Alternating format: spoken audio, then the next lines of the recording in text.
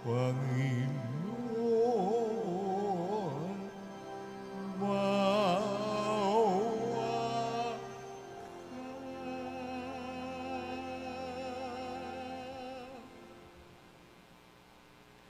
Manalangin tayo.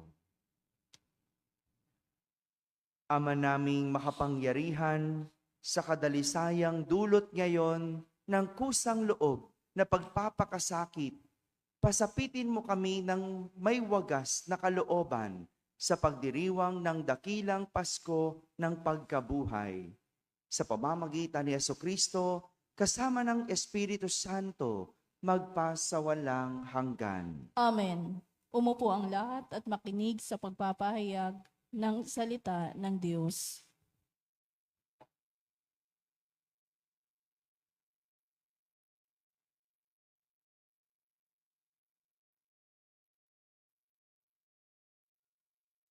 Pagbasa mula sa aklat ng Henesis.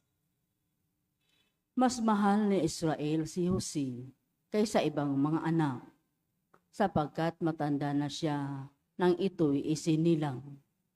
Ginawa niya ito ng damit na mahaba at may manggas. Dinamdam ito ng kanyang mga kapatid at ayaw nilang pakisamahang mabuti si Jose. Nasa sigim ang mga kapatid ni Jose at doon inaalagaan ang kawan ng kanilang ama.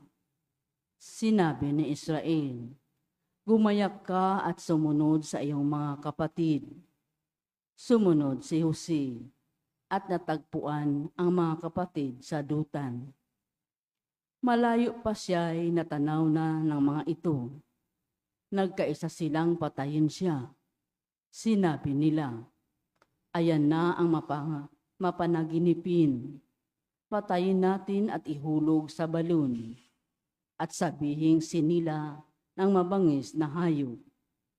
Tingnan natin kung ano ang mangyayari sa kanyang mga panaginip." Narinig ito ni Ruben at binalak na iligtas si Jose. Sabi niya, huwag nating patayin. Huwag natin siyang pagbuhatan ng kamay. Ihulog na lamang natin sa balon. Sinabi niya ito, sapagkat ang balak niya ay iligtas ang kapatid. Paglapit ni Jose, hinubdan nila ito at inihulog sa isang tuyong balon. Habang sila'y kumakain, may natanaw silang pangkat ng mga Ismaelitang mula sa Galaad. Ang kanilang mga kamilyo ay may kargang mga gagawing pabango na dadalhin sa Ehipto. Sinabi ni Huda sa kanyang mga kapatid, "Wala tayong mapapala kung patayin natin ang ating kapatid. Mabuti pa'y ipagbili na lamang natin siya sa mga Ismaelita kaysa ating saktan. Siya'y kapatid din natin, laman ng ating laman at dugo ng ating dugo." At sila'y nagkasundo. Nang malapit na ang mga mangangalakal, iniahon nila si Jose at ipinagbili sa halagang 20 pirasong pilak. At si Jose dinala ng mga Ismaelita sa Ehipto. Ang salita ng Diyos. Salamat sa Diyos. Salmong tugunan ng atin pong itutugon. Gunitain ng malugod ang dakilang gawa ng Diyos, tayo pong lahat. Gunitain ng malugod ang dakilang gawa ng Diyos. Sa lupain nila'y mayroong tagutom na ipinararating. Itong Panginoon, kung kaya nagdahop sila sa pagkain. Subalit ang Diyos sa unahan nila'y may sugong lalaki. Tulad ng alipin, ibininta nila ang batang si Jose. Tugon. Gunitain ng malugod ang dakilang gawa ng Diyos. Mga paa nito'y nagdanas ng hirap nang ito'y ipangaw. Pati liig niya'y pinagpakwintas ng kulyar na bakal. Hanggang sa dumating ang isang sandali na siya'y subukin nitong Panginoon na siyang nangakong siya'y tutubusin. Tugon. Gunitain ng malugod ang dakilang gawa ng Diyos. Ang kinasangkapan niya'y isang hari siyang nagpalaya. Pinalaya siya nitong haring ito na namamahala. Doon sa palasyong tahanan ng hari, pinamahala. Sa buong lupain, si Jose ginawa niyang katiwala. Tugon. Gunitain ng malugod ang dakilang gawa ng Diyos. Tumayo ang lahat at magbigay galang sa mabuting balita.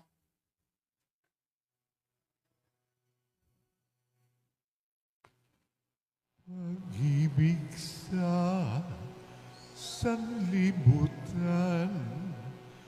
ng Diyos ay gayon na lamang.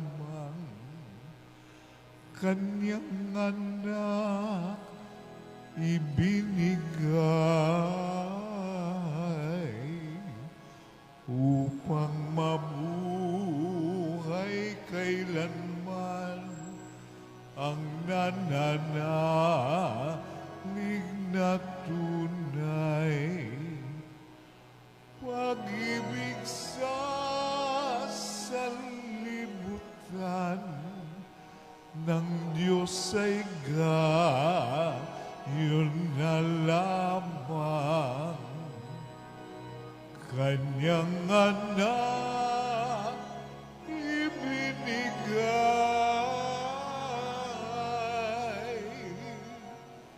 upang mabuhay kailanman ang nananalig na tunay. Sumainyo ang Panginoon. At sumayo rin. Ang mabuting balita ng Panginoon ayon kay San Mateo. Papuri sa iyo, Panginoon.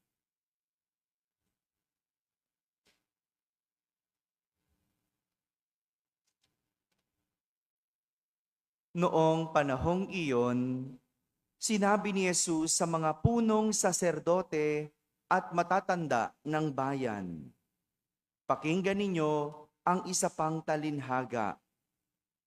May isang taong nagtanim ng ubas sa kanyang bukid, at ito ay binakuran niya.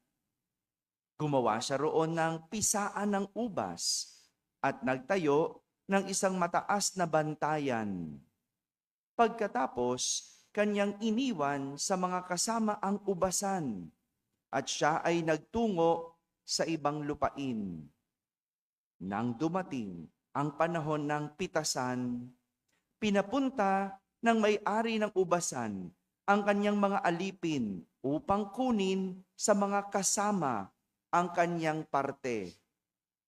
Ngunit sinunggaban ng mga kasama ang mga alipin. Binugbog nila ang isa, pinatay ang ikalawa, at binato naman ang ikatlo. Pinapunta uli ng may-ari ang mas maraming alipin, ngunit gayon din ang ginawa ng mga kasama sa mga ito. Sa kahuli-hulihay, pinapunta niya ang kanyang anak na lalaki. Igagalang nila ang aking anak, wika niya sa sarili. Ngunit nang makita ng mga kasama ang anak, sila'y nag-usap-usap, "Ito ang tagapagmana.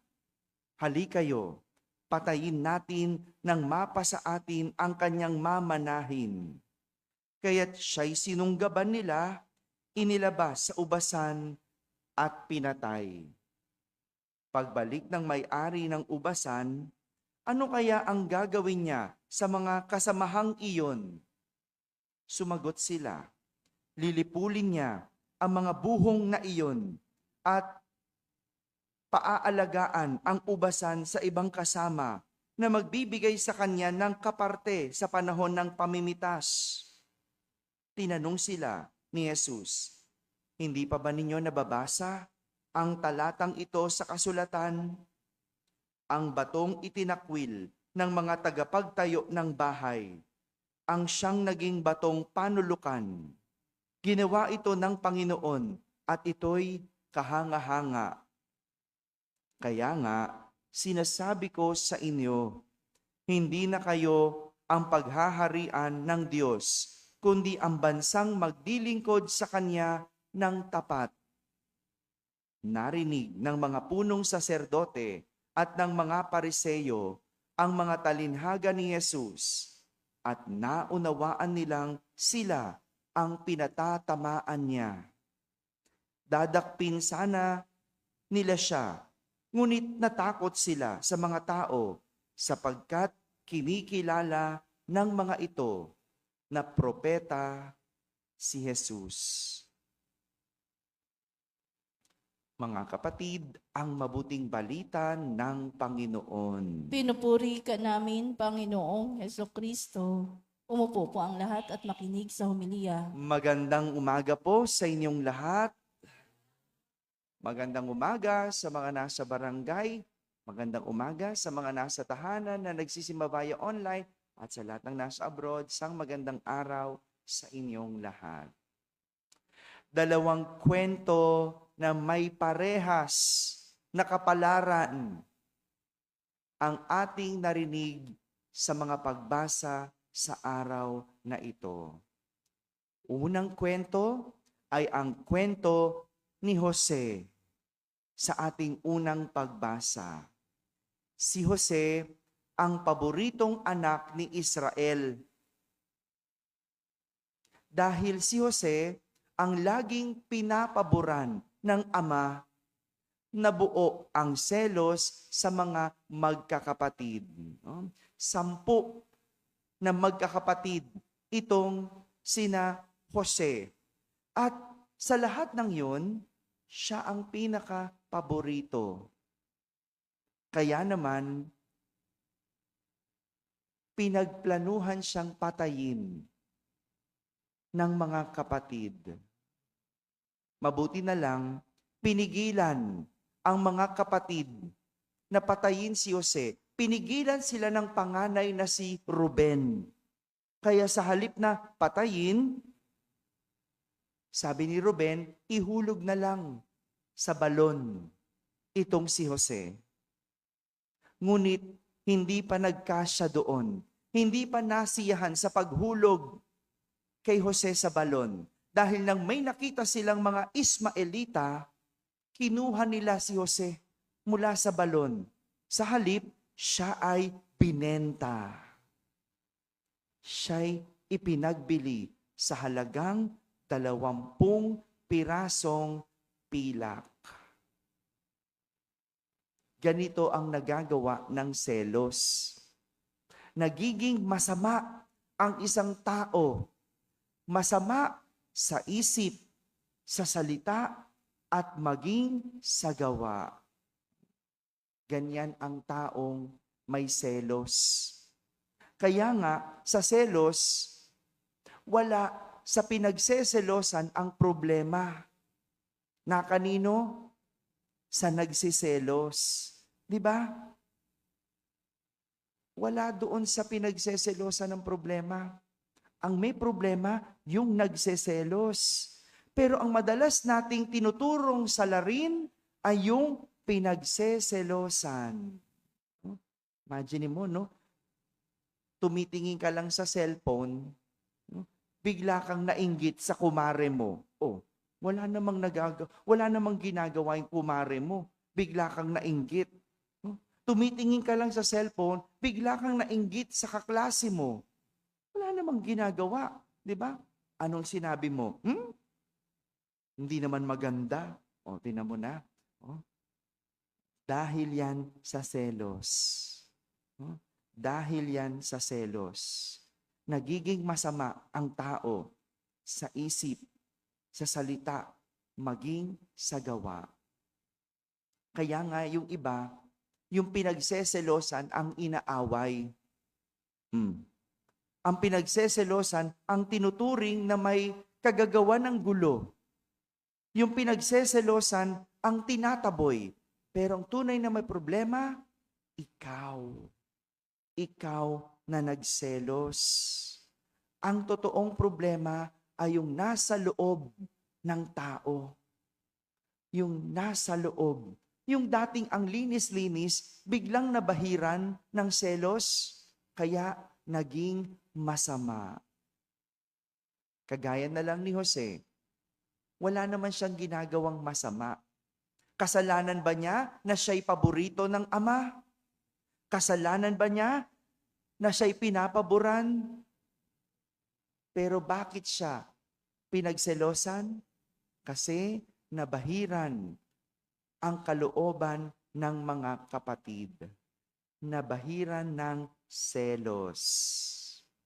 Ito rin ang nangyari sa bida, sa talinhaga na ating narinig sa ating ebanghelyo. Yung talinhaga ng masamang katiwala. Matapos pagkatiwalaan ng may-ari ng ubasan, sa halip na ibigay ang parte ng may-ari, anong ginawa? Pinagdamot yung parte. At kahit yung kaisa-isang anak na tagapagmana, pinatay. Tingnan mo nga naman, Hindi na binigay yung parte, kahit yung mana na hindi naman sa kanila, kinuha. Malinaw ang usapin tungkol sa hatian. Ngunit bago ang lahat, nabahiran ang kalooban. Yan naman ang nagagawa ng isang taong sakim.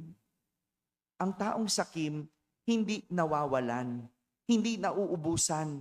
Ang problema sa sakim, ayaw niyang mawalan, ayaw niyang maubusan.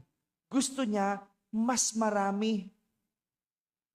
Tingnan mo, no? Ang tao, kapag salat o hirap, gusto magkaroon. Tama? Pero pag meron naman, gusto pa magkaroon. Ang gulo, hindi ba?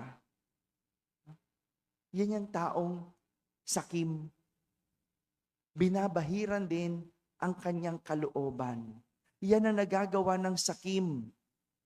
Nagsisimula ang kasamaan sa kalooban hanggang hindi na lang ito nakokontrolado. Umaabot sa kaisipan hanggang sa ginagawa sa buhay. Mga kapatid, dito tayo pinag-iingat ng ating mga pagbasa. Ang mabahiran ang ating kalooban. Kapag yan nabahiran at hindi binantayan, sigurado nakakagawa ng kasamaan. Ito ang dapat nating pag-ingatan, bantayan ang ating kalooban. Dahil sa kalooban, nabubuo ang kahit na anong kasalanan. Amen? Amen.